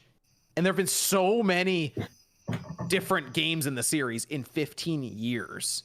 It's weird that it's been around so long. There's games that are forgotten. Occasionally I'm like, oh yeah, I remember the one during the Industrial Revolution with the flashbacks to World War I, and people are like, what the hell are you talking about? That's the thing I'll give them is they certainly put out a lot of games in this series. So they didn't pull like a Rockstar and be like, we'll see you in 10 years. So let's go. I mean, after I'll get into it. Go ahead through your list. Yeah, let's go through. We'll go through some of the early stuff. We saw Mario Rabbids Sparks of Hope. Yeah, it looks good. I've been ready for this game to come out. October 20th, so we're about 40 days out from this. I'm picking this up immediately. I like Kingdom Battle on the Switch. Very good game. By the way, it's almost always on sale for like 10 or 15 bucks. Good pickup there. Also, still one of the better looking Switch games. So completely recommend that. But they showed off DLC and then they announced DLC plans post-launch. This is a common thing now, right? We're just used to this, right? Yeah, okay. I thought so. I'm starting to hate it less and less because I feel like it's a promise. It's kind of cool when the game looks great, and then like imagine if they did it for Elden Ring. Like there's 20 bosses, and then here's another 20 bosses we're gonna do someday. Yeah. Okay. Because I remember originally they would say that, and people get really annoyed, especially when they would then drop the DLC a month later. Yeah. Oh yeah. But here's our DLC characters that are on the disc. They did show that Rayman will be part of it. That is interesting. I mean, I guess because they're like technically going through dimensions and stuff, and I guess they can figure out a way to get Rayman in the game. He kind of doing anything else with the character, so true. Hey, you know what? He might actually be in a highly rated game this year. Then so there you go. So that's coming out. Excited for it. They showed Skull and Bones. I have to ask: is anyone excited for Skull and Bones? That looks terrible. Anyone here excited for? I honestly just need to know if anyone. I must be missing it. I've never seen any bit of hype. I feel like my problem with the trailers is they still won't just show us like 3 minutes of ship combat. It's slow-mo, pirates walking in cutscenes, and then cosmetic microtransactions on my boat. It's like, no, show me the gameplay.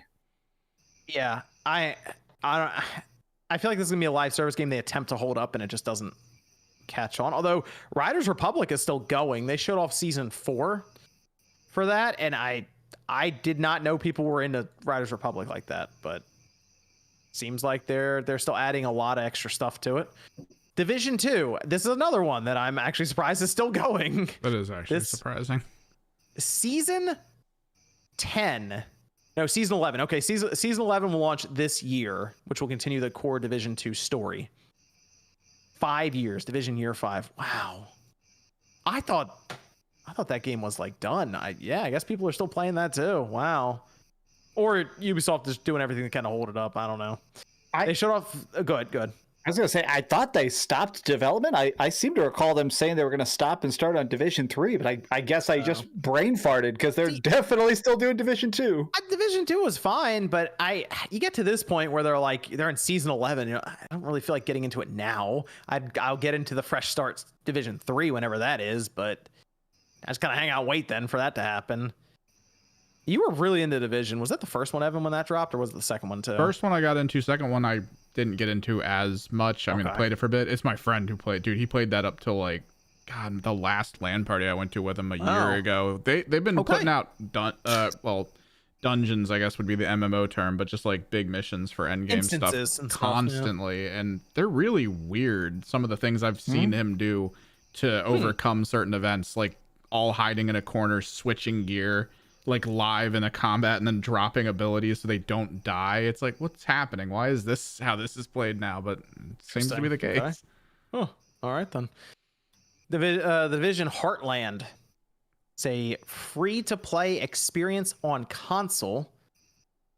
They just say it's going to bring something new to the fans of the franchise. Streamlined action gameplay, a bunch of quality of life improvements, which basically tells me they just buried the Division 2 in that statement. And it's going to launch 2023. That's the PVX one, right? Where it's basically kind of like a battle royale, sort of, but with NPCs. Yes. Yeah, I believe so. It's just yeah. the Dark Zone from Division 1 and 2. Then they showed off the Division Resurgence, which is mobile game. They showed off Rainbow Six Mobile, another mobile game. I hate those trailers. I feel like every mobile game trailer, they're like, we promise this one doesn't suck. Man, all these companies are all making big pushes for the mobile sector right now. Like, maybe it's because we're getting to the point where phones can actually like run these games somewhat. So they're like, let's see if it can work. And some of the financial reports, Fortnite, COD Mobile, and PUBG Mobile have all made literally tens of billions of dollars. And I think people are like, let's try. Let's give it a shot. Call of Duty Mobile does make a lot of money, and Fortnite obviously. But it's always so weird to me because it's like, if you play a game on your phone is then not a phone for you. Like you're not texting or calling or doing anything like that with it. I don't know. It seems strange to me to tie up your phone in something that isn't like a quick Candy Crush or like, oh, I can step away from this for a minute. You're not stepping away from Call of Duty while you're playing it. Well, someone in my comment section pointed out that in other countries, there's certain countries that have like limited technology laws where like importing a computer or a game console can cost thousands of dollars, whereas your phone is still a typical phone plan. Usually phone prices are regulated. So for a lot of people overseas, this is their main gaming device, even if they don't like it. So if you want to play COD, this is your COD machine. Okay. Then we had Trackmania. All right. Just Dance 2023. I stopped paying attention to Just Dance when it left the Wii. Then we had just a metric ton of Assassin's Creed. It was weird because they did all that stuff and they were like, all right, time for the showcase. I'm like, hold on a minute. This is a showcase inside of another showcase, basically. Showcaseception. They did. They went to a whole new set and everything. And they were like, let's talk about Assassin's Creed. And they did. Assassin's Creed Mirage. Hell yeah. Okay, I'm on board with this one, Jordan. This doesn't look like Valhalla to me, where I am going to be spending 150 hours of my life to get through the first chapter. This seems like smaller in scope game in general than Valhalla. I was getting vibes of that first and second Assassin's Creed in this trailer. I mean, I know it's CGI, but they were kind of like, oh, look, they're chopping their finger off, so they got the blade, and they're like disappearing into the crowd and all this. I'm like, wait a minute. The concept is back to the basics or back to the roots of Assassin's Creed with this one. I like what I'm seeing here, Jordan. Yeah, it's cool. It's exciting. I like the setting. The cinematic trailer doesn't show you anything about how the actual game is going to be, but it at least was a good enough trailer to make me go, okay, I like the setting. I like what we're getting here. How about this? It's $50. It's not bad. So it's not full price, which tells us where our expectations should be for this. I'm kind of thinking a 10 to 15 hour story. Just me, expectation wise. Yeah. Wait, Mirage is 50? It's $50 from what I'm seeing, yeah. What? Is it? And it ends up being a side scroller. It's cross-gen in 2023. So everyone needs to stop and think about that. We are indeed getting PS4 and Xbox One VCR. Nate, that thing's still alive. You can take it out of the closet. In 2023. It is still happening. Yeah. But there's a lot more happening with Assassin's Creed. They're gonna show us gameplay at some point because it's 2023. It's coming out. It's on my radar.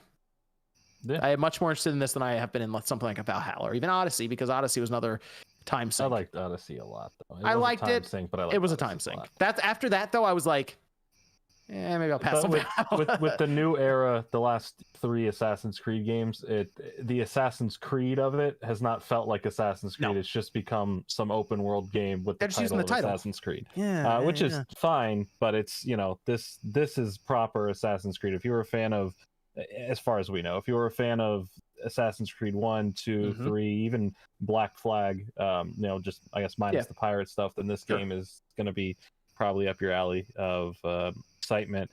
And the future of Assassin's Creed, they really laid out a lot that I wasn't sure if they were finally going to go into, and it was kind of interesting. So we have obviously Mirage, that's the next big one. We got our finishing DLC for Valhalla, which is crazy that we're still getting the last chapter, the final bits of DLC for that.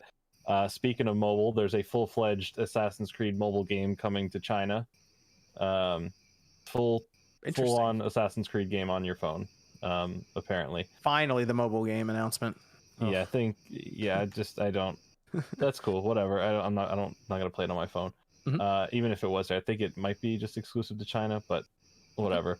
The other exciting stuff was the next bit of announcements where they started laying out the future plans of Assassin's Creed with right, there's 2 games and then this big encompassing thing that they've been teasing and talking about probably for almost 7-8 years at this point.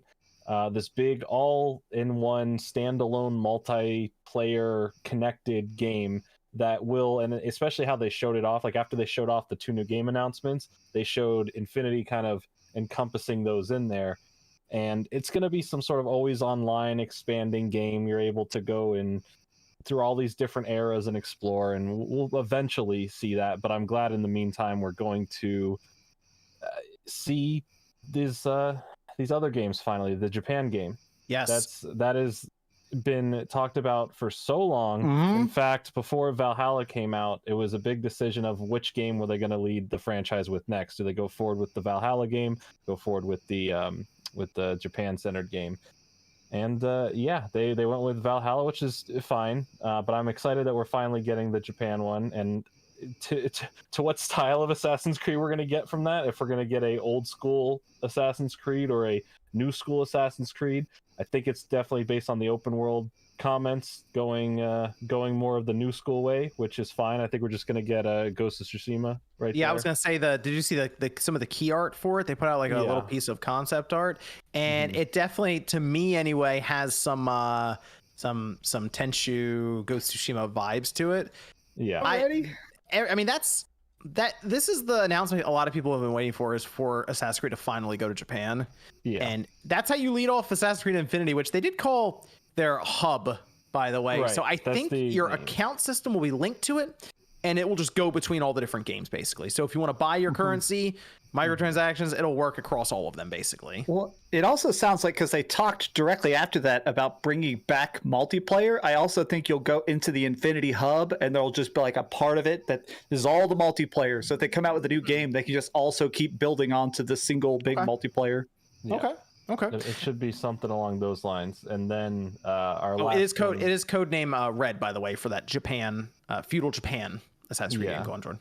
And then Jade was the mobile one, and then Hex was announced, which looks like, I guess, based on the imagery and based on the actual title logo, somewhere like something to do with witches, something to do with the leak is that it's during the Salem witch trials. Right. That's interesting. Which sounds not Salem. Right? It's during the witch trials of the Roman Catholic Church. Oh yeah. Sorry, yeah. But like, that sounds interesting. Like that sounds like a really, like that sounds less like, oh, we're just picking a really cool place to set it. That sounds like just a cool story, and I don't know, it's not just like the time period anymore. It just feels like the setting is going to be way more interesting in that game than I think we're expecting. Very creative. Yeah, they can do a lot of cool things with that, I think. Yeah. So I mean, the future of Assassin's Creed is looking pretty interesting. I will admit, when they did Valhalla, I was like, they showed it so much too. It kind of got that Deathloop syndrome to it, where they kept showing it and kept showing it, and by the time it came out, I felt like I played it already. This could be good, because they have Mirage going into next year. Then we'll get the feudal Japan Assassin's Creed into 2024, and then Hexe or whatever, that'll come out a couple years later, I assume, and they'll be off and running with Assassin's Creed. Jordan, are you excited? Yeah, I'm excited for the future of Assassin's Creed. I mean, the last game definitely did not put me in the best spirits for the franchise, but I think all these announcements have made me more excited and optimistic for the future. I like that there's going to be at least some going back to the basic roots, some open world stuff, and then just unique and different settings that I'm just really excited to see. So I'm for it. I like the idea of them doing these smaller spin-off Assassin's Creed, even though, because it sounds like Mirage, they mentioned started as an expansion and then moved into this standalone game. I don't mind that. Like, if we really enjoy the feudal Japan setting for Assassin's Creed, I don't mind if they go, okay, now we're going to do this Assassin's Creed side story that will be in feudal Japan. I'm fine with that, and it's $50 or whatever, and they release it, and it's more classic Assassin's Creed in there. That's cool. So I wouldn't mind them doing that and even adding it as part of the Infinity Hub or something. So, but hey, Assassin's Creed rolling along strong. Valhalla is their best selling game in the series, so it's not really dying off or anything. It seems to be getting stronger. So I think Feudal Japan is going to bring a lot of people back who maybe even kind of gotten away from Assassin's Creed. But hey, maybe Mirage will do that first. So what do you think, Nate? You excited? You back into Assassin's Creed, Nate? No. Oh, look at this guy. I'm not going to get excited based on concepts. I want to see it actually be executed well. It's easy to have an engaging concept when you have nothing to show. What about Mirage? Mirage is a step in the right direction, but I need to see the game. I need to see strong gameplay and see the direction they're taking the project in. Until I have that result, yeah, it sounds intriguing, but it's not enough for me to become invested in Assassin's Creed again. Okay, that's fine. I mean, they're going to show gameplay for it. Hopefully it looks like classic Assassin's Creed, but I'm on board for it. I'll be paying attention. And that was Ubisoft Forward. So we had D23 Games Showcase. We had Ubisoft Forward. So Ubisoft Forward, I think, was better, obviously, but nothing yet really setting the world on fire just yet. So maybe this week coming up, we got Nintendo Direct. We got the Tokyo Game Show. So that should be fun when we get back together on the podcast next Saturday night. Evan, do we have any more Discord questions left? No, we're good. All right, very good. I will double check some of the super chats here. And of course, there's no after show because Sean's at a party with a magician, apparently. Magician. That's a totally normal thing to show up to a man's wedding anniversary. Toxic Radio TM06 saying Dreamcast guy got ratio to Oblivion over Splatoon 3. Did I? He's got a little skull emoji. Oh, maybe that's a squid emoji. I don't know. It's either skull or squid. Where did I get ratio? I'll be honest, sometimes somebody will retweet me and say something super random and I have no idea what they're fucking talking about. Like I remember when I did it like Square Enix at E3 and someone replied with a clown emoji and it went super viral. And I was like, you're mad that I liked Final Fantasy 16 or I don't know. I don't care when people ratio me. I don't know. Liam says, will we ever get a non-shooter Splatoon spin-off? Like a tactics game? What would they do? A tactics game. Side scroller beat 'em up. I wonder what they would do. With Splatoon is just a shooter. Like you just ink everything. I don't know. Well, there was talk. Somebody pitched an idea once that I liked, which was doing a battle royale, splatter royale, and actually drop onto a map and get random weapons and stuff, and whoever paints the most before dying wins. I think that'd be fun. That'd be interesting. Visual novel works for everything. There you go. Revive Digimon. Cedric says a Nintendo phone that could play Switch games. Dear God. A Nintendo phone, Nate. Come on. They have the patent and everything. It looks like a little Nokia phone with Yoshi on it. Would that just be a Switch that has chat built in? Oh, that is the weird thing. That is a big drawback for Splatoon, by the way, because when you go to like Splatoon 3, when you go to start a party, you can hit L for voice chat on or off. And I was like, oh, wait a minute. No one said that. And I turned it on. It's like, all right, now get your phone. It's like, oh. Splatoon 3 is a game I feel like voice chat is, I don't say, I guess not a requirement, but man, it's close. You need to know where people are, what they're inking, and where everyone's running to at any given time. And it's hard without any kind of voice chat. And I do not feel like using my phone for that at all. We need Discord built in. Come on, PlayStation's getting it. Xbox is getting it. Get with it, Nintendo. Get Discord on that system, please. I think that's everything actually for the podcast tonight. It's kind of light. Didn't have the weird ramblings of Sean or whatnot or OJ battling back and forth with them. So should have a pretty good Saturday night set up next week with a lot of stuff happening. Let me go around here though. Starting with Jordan Fringe. Jordan, where can everyone find you? You can find me on the YouTube channel, Jordan Fringe. Thank you for having me on. Good to have Jordan here as usual. Max, Dreamcast guy, where can everyone find you? YouTube.com/Dreamcast guy. I got a video on Monday coming up about Metal Hellsinger, that like Doom rhythm game. And I have a big secret video coming up on the 21st that I'm allowed to say exists, but nothing else. So, or go ratio me on Twitter, apparently. This is from Colson, who says, Spawnwave, recommend a DS Lite aux upgrade for headphones.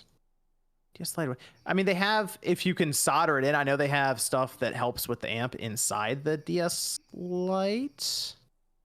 Aux upgrade for headphones. I'll look into that. I'll let you know, Colson. I'll look into this. Let me go to Nate. Nate, where can everyone find you? Find me on YouTube at Nate the Hate. Have a new episode going up on Monday. You can also find me on Twitter at Nate the Hate, followed by the number 2. So we'll have at least one episode next week for certain. We'll see how the week goes beyond that. Shinru says, when is Spawnwave going to put the glasses back on? I have glasses too. I just don't have them on now. I don't know. I haven't really thought about it too much now that I have contacts. I should get that LASIK surgery, huh, Jordan? Mm-hmm. Yeah, I should get it just to annoy Sean. No other reason. Because look with the glasses back on. I can't now. I got LASIK. It's too late. Too late. Too late. Evan, where can everyone find you? Find me on Twitter at Kimmerix Project. I usually stream Monday, Wednesday, Friday at the worst time ever. But if you're on lunch break at work, maybe check me out on your phone. I don't know. Colson says audio keeps cutting out on my third one. On your third DS Lite? Or headphones. Or your If it's his third headphones, then yeah, maybe it's the port itself is loose. You know what? Yeah. So with the headphone jack on the DS Lite can be changed out. Like it's not. You have to solder it. It is possible. It's just. You can resolder it though. They have replacements on eBay. Have the crickets made it in? What's happening? No, one of the comments, the guy saying, he says, just get your eyes removed. Simple. Light them on fire and bury them outside. Well, let me double check. I'm gonna double check Streamlabs real quick.